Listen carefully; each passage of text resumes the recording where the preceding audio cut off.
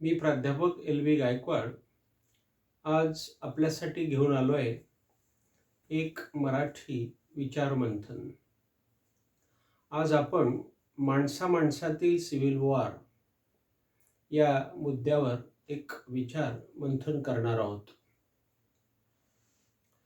हल्लीच्या काळामध्ये माणसाचे मोठेपण एवढे वाढले आहे की पृथ्वीवर माणसाशिवाय दुसरं कोणी नाहीच, ही अवस्था निर्माण झाली आहे. उदाहरणार्थ, जन्माला येणाऱ्यापासून ते प्रत्येक यशस्वी माणसापर्यंत ही अवस्था झालेली आहे. ही गोष्ट खूप आनंदाची मानली पाहिजे. पण अशा परिस्थितीमध्ये माणूस खरोखर माणुसकी जोपासतोय का? तर उत्तर येईल नाही. माणूस माणुसकी जोपासत नाही आहे. हे सारं मोठेपण ज्यानं दिलं त्या ईश्वराला तो मानतोय का? उत्तर येईल होय, ईश्वराला तो मानतोय. पण ईश्वराला जे हवंय तेच माणूस वर्तणुकीत आणत नाही आहे. जसे की ईश्वराला हवी आहे ती माणुसकी. ईश्वराला हवी आहे ती माणुसकी, ज्याला आपण असं म्हणूया की माणूस ईश्वराने जेव्हा जन्माला घातला त्यावेळेला ईश्वराला असं वाटलं की माझ्या समोर एक बगीचा पाहिजे, एक सुंदर असं नंदनवन पाहिजे की त्या नंदनवनामध्ये माणूस असेल, त्याच्यावर स्त्री असेल, कुटुंब असेल. हे माझं स्वप्नाळू जीवन मी बघून बघून खूप आनंदी होईल असं ईश्वराला वाटलं. आणि म्हणून मग ईश्वराने ही मानवजात निर्माण केली.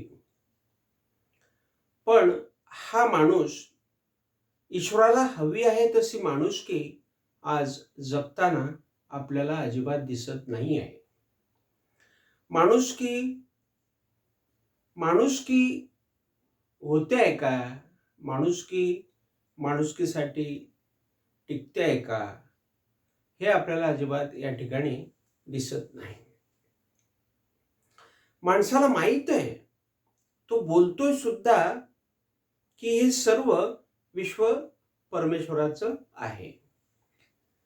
कोणताही माणूस, मग तो मंदिरातील पुजारी असो की एखादा राजकारणातला पुरुष असो की अजून एखाद्या कीर्तनातला कीर्तनकार असो, प्रत्येक जण बोलतोय की हे सर्व विश्व परमेश्वराचं आहे. हे मानव निर्मित पृथ्वी परमेश्वराची आहे. कारण या पृथ्वीवर माणसाशिवाय महत्त्व कुणालाही नाही. याच माणसासमोर अनेक प्राणी फिरताना दिसतात. अतिशय निकृष्ट दर्जाचं अन्न खाताना हे दिसतात. पण माणूस हा अतिशय आगळं वेगळं जीवन जगतोय. त्याचं जीवन फार वेगळं आहे. या जीवनामध्ये त्याचे कुटुंब अवस्था आहे. या जीवनामध्ये त्याची आर्थिक, राजकीय, सामाजिक अशा अनेक स्तरातून प्रगती होताना आपल्याला दिसते आहे. पण तो माणूस परमेश्वराला विसरला आहे. आपण म्हणाल कसा? बघा, ज्या ईश्वरानं एवढे मोठे गुण दिले, जे गुण माणसात भरभरून वाढवले आणि एक आगळी वेगळी प्रतिमा माणसाची, स्त्रीची या ईश्वराने पृथ्वीवर साकारले. आज आपण बघतोय चित्रपटांमध्ये हाच मनुष्य, ही स्त्री आगळ्या वेगळ्या भूमिका करताना आपल्याला दिसत आहेत. त्या इतक्या सुंदर भूमिका ते आपल्याला करताना दिसतात. त्यांच्या त्या भूमिकांमधून आगळं वेगळं वैशिष्ट्य, हावभाव आपल्याला दिसतात. अतिशय सुंदर, अतिशय मनाला मोहून टाकणारे हावभाव, अतिशय आदर्श जीवन जगताना चित्रपटातील हिरो हिरोईन आपल्याला दिसतात. पण हे सर्व गुण त्या ईश्वराचे आहेत. त्या ईश्वराने हे सर्व गुण दिले आहेत हे त्या कलाकारांना माहीत असते, यात वाद नाही.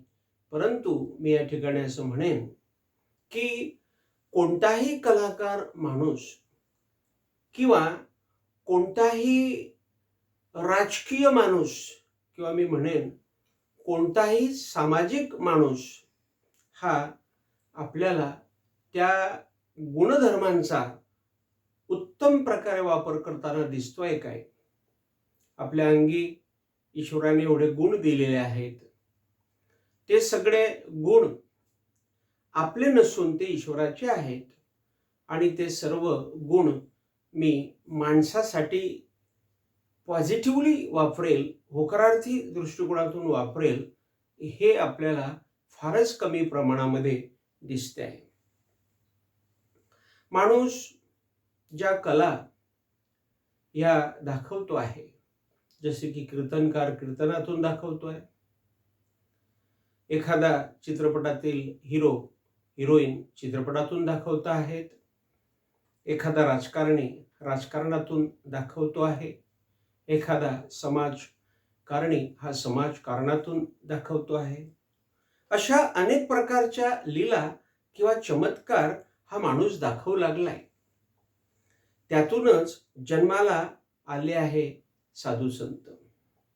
बघा, ज्याप्रमाणे या माणसाची निर्मिती झाली, अगदी त्याच प्रमाणे साधू संतांची निर्मिती झाली. परंतु साधू संतांचं जीवन आणि ह्या सामान्य माणसाचं जीवन यात फार मोठा फरक आपल्याला दिसतो. तो असा की साधू संत हे माणुसकी जगताना आपल्याला दिसून आलेले आहेत आणि त्या माणुसकी मधूनच ते नावारूपाला आलेले आपल्याला दिसतात. आपण त्यांना कधी विसरत नाही. त्यांच्या पुण्यतिथ्या, त्यांच्या जयंत्या अतिशय आनंदाने आपण करतो. असल्या जयंत्या, पुण्यतिथ्या माणसाच्या झाल्या का? नाही ना. कारण काय?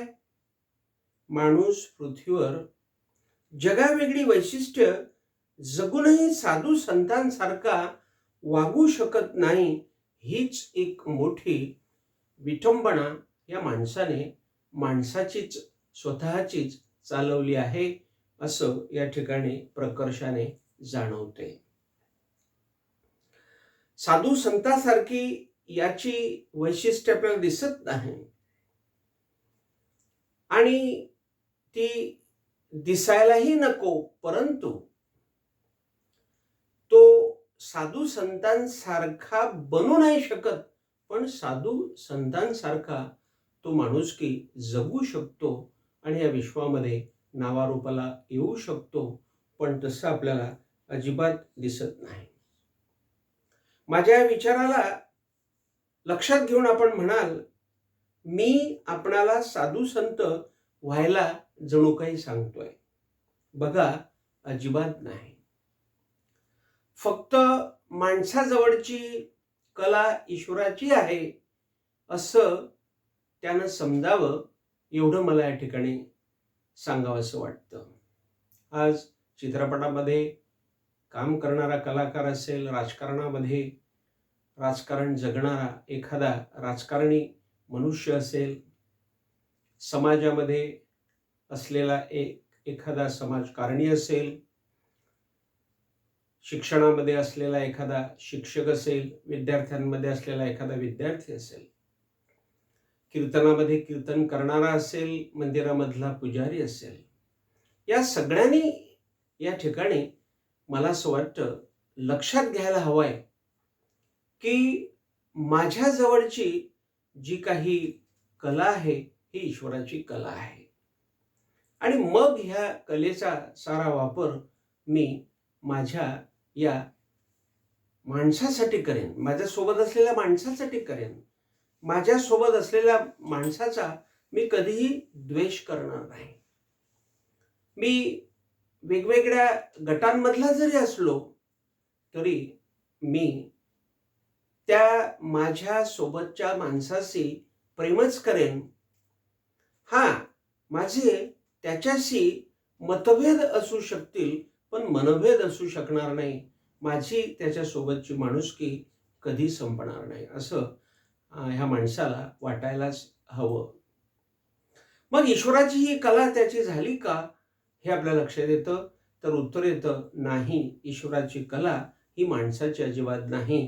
कारण माणूस हा ती कला घेऊन येतो जन्मतः, नॅचरली. कारण निसर्गातून येतो, निसर्गामध्ये जातो, म्हणून या निसर्गाने त्याला ही कला दिलेली आहे. म्हणून ही कला त्याची अजिबात नाही, ती परमेश्वराची आहे, ती निसर्गाची आहे. मग ती कला त्यानं विश्व कल्याणासाठी वापरावी. आपण म्हणाल, वापरतोय ना माणूस? मी म्हणेल, होय, वापरतोय. पण तो फक्त त्याच्या स्वार्थासाठीच वापरताना दिसतोय. विश्व कल्याणाची आस किंवा वात्सल्य त्याच्यात अजिबात दिसत नाही. सारं काही तो खोटं बोलून आपल्याकडे ओढून घेतोय. लक्षात घ्या, हा माणूस सारं काही खोटं बोलून आपल्याकडे ओढून घेतोय. अशा प्रकारे प्रमुख स्थितीमध्ये तो येतोय. सर्वांचा म्होरक्या तो बनतोय आणि सर्वांचा म्होरक्या बनून एका ठिकाणी आरामात बसून तो मनाला वाटेल तसा वागताना आपल्याला दिसतोय.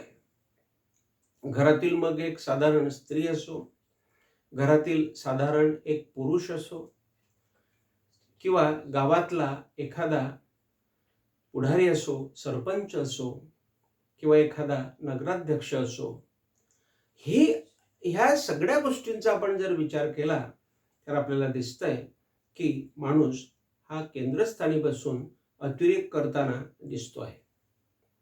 आपण आपल्याच चौबाजूंना नजर टाकली तर आपण हे सारं खरं आहे हेच म्हणाल व माझा विचार हा आपण आपल्या अंतःकरणात घेणार. मला म्हणणार की मी तुमच्याशी सहमत आहे आणि सहज तुम्ही माझ्याशी सहमत व्हाल.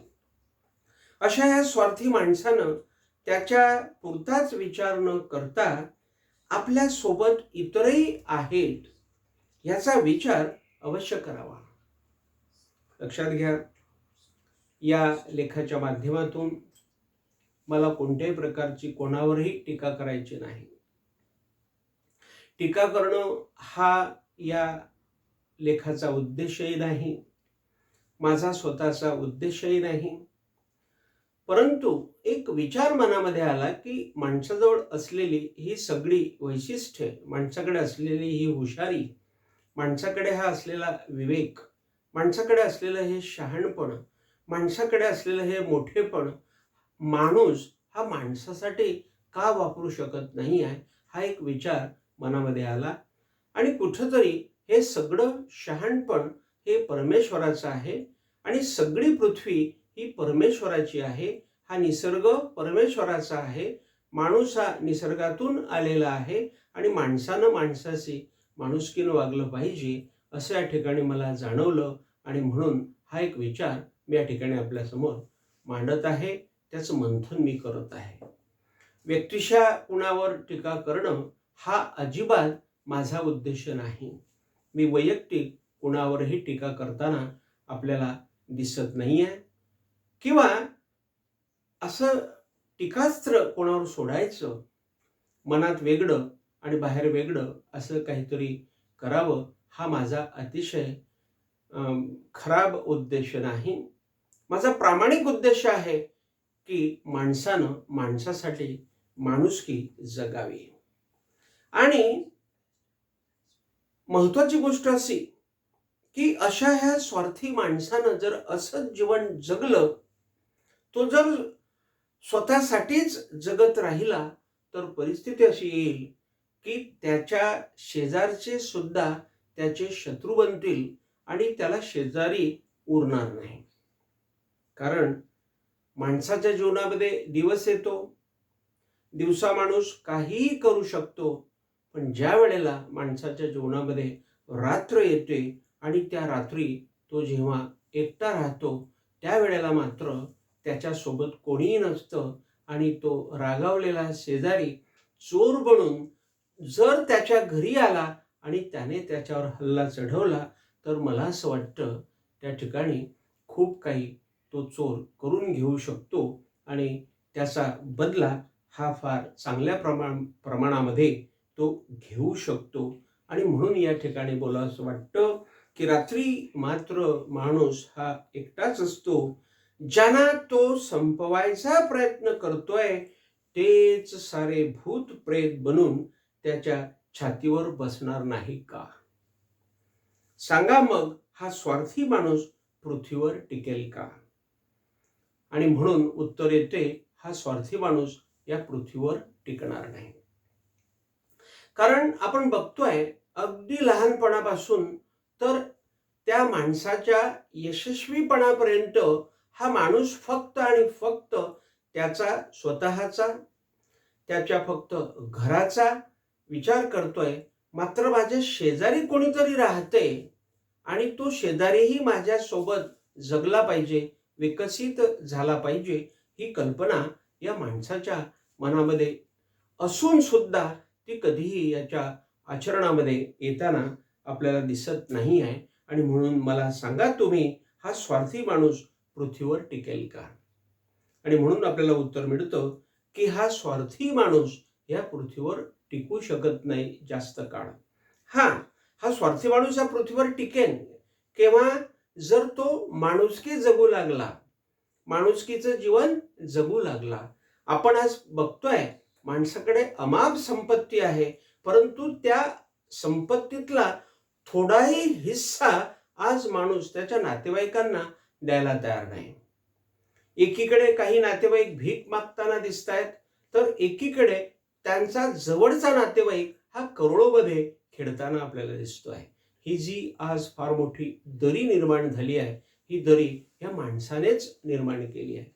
मी असं म्हणणार नाही की या माणसाने त्याचा सर्व पैसा हा त्याच्या नातेवाईकांना द्यावा, त्याच्या नातेवाईकांचाच त्याने विकास करावा. मी म्हणेन की तो पैसा थोडासा का होईना तो त्या नातेवाईकांच्या कल्याणासाठी वापरला गेला पाहिजे, असं मला या ठिकाणी वाटतं. आणि म्हणून मग ईश्वरानं दिलेलं हे मोठेपण, ईश्वरानं हे दिलेले सगळे गुण ईश्वराचे आहे आणि ईश्वराजवळच ते आपल्याला अर्पण करायचे आहे.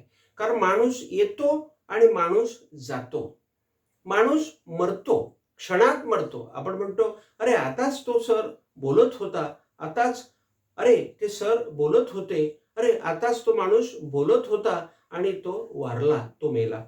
तर अशा सगळ्या गोष्टी विचारात घेऊन असं लक्षात येतं की हा माणूस कधीतरी असंच खूप मोठं कोटीपर्यंतचं जीवन जगत असताना, कोट्यावधी असताना, याच्याकडे पोतेचे पोते नोटा असताना हा माणसासाठी जगला नाही असं आपल्याला वाटतं. आणि असा मग त्याचाच माणूस, त्याचेच नातेवाईक, त्याचेच भाऊबंद त्याच्या विरोधात जातील आणि त्यावेळेला असा एक विचार चाटून जातो, असा एक विचार मनाला भेदून जातो, मनाला खातो की खरोखर सिव्हिल वॉर होईल का? म्हणजे माणसामध्ये सिव्हिल वॉर होईल का? माझा आजचा जो विचार मंथनाचा विषय आहे, माणसामध्ये सिव्हिल वॉर होईल का? आणि म्हणून आपल्याला असं वाटतं माणसाने जर माणुसकी सोडली, आणि म्हणून बहिणाबाई चौधरी म्हणतात, माणसा माणसा तुझं जीवन अनावर, तुझ्यापेक्षा बरं रे गोठ्यातलं जनावर. म्हणजे गोठ्यातलं जनावर तरी अतिशय नियमामध्ये, शिस्तीमध्ये आपल्याला वागताना दिसते, मात्र माणूस हा तसा शिस्तीमध्ये आपल्याला वागताना दिसत नाही. आणि म्हणून या ठिकाणी विचार नक्की येतो की माणसामध्ये सिव्हिल वॉर होऊ शकतं. खूप असे माणसांचे ग्रुप पडू शकतात आणि त्या ग्रुपमधून माणूस हा नक्कीच माणसाचा शत्रू बनू शकतो आणि माणसं ही माणसांनाच संपवू शकतात असं पृथ्वीवर प्रकर्षाने जाणवते. आणि म्हणून हे सिव्हिल वॉर होऊ नये यासाठी पृथ्वीवरच्या प्रत्येक माणसाचं मला वाटतं कर्तव्य आहे की त्याने माणुसकीसाठी जीवन जगलं पाहिजे, आपल्या शेजाऱ्यासाठी त्याने जीवन जगलं पाहिजे. आपला शत्रू जरी असला तरी शत्रूशी त्याने नक्कीच मतभेद ठेवावे, पण मनभेद ठेवू नये. त्याने त्याच्याशी तो तो सुद्धा ईश्वराचा एक अंश आहे, मी सुद्धा ईश्वराचा एक अंश आहे असा विचार करून त्याने त्या माणसाशी माणसाप्रमाणे वागलं पाहिजे, माणुसकीने जगलं पाहिजे. एवढा एक विचार मी या ठिकाणी आपल्याला सांगतो आणि असा बदल माणसामध्ये व्हावा असं मला वाटतं. आणि त्याच वेळेला असं होऊ शकतं की माणसातलं हे सिव्हिल वॉर थांबून जाईल. पण माणूस जर माणुसकी जगला नाही, माणसाचा द्वेषच माणूस जर करत राहिला ह्या पृथ्वीवर, तर नक्कीच असं वाटतं की माणसामध्ये सिव्हिल वॉर झाल्याशिवाय राहणार नाही. आजचा हा माझा विचार आपल्याला कसा वाटला तो मला कॉमेंट्स बॉक्समध्ये सांगावा. त्याचप्रमाणे माझे हे स्वतःचे विचार आहेत. हे विचार मी आपल्यासमोर आणतो आहे. काहीतरी बदल व्हावा ही माझी इच्छा आहे. तर जास्तीत जास्त प्रमाणामध्ये माझं चॅनल हे आपण विकसित करावं, मित्रमंडळींमध्ये व्हायरल करावं. हा एक माझा इच्छेचा भाग आहे आणि मला नक्कीच आशा आहे की आपण ते करणार आणि माझं चॅनल खूप खूप शेअर करणार. एवढी एक विनंती करून थांबतो. Thank you very much.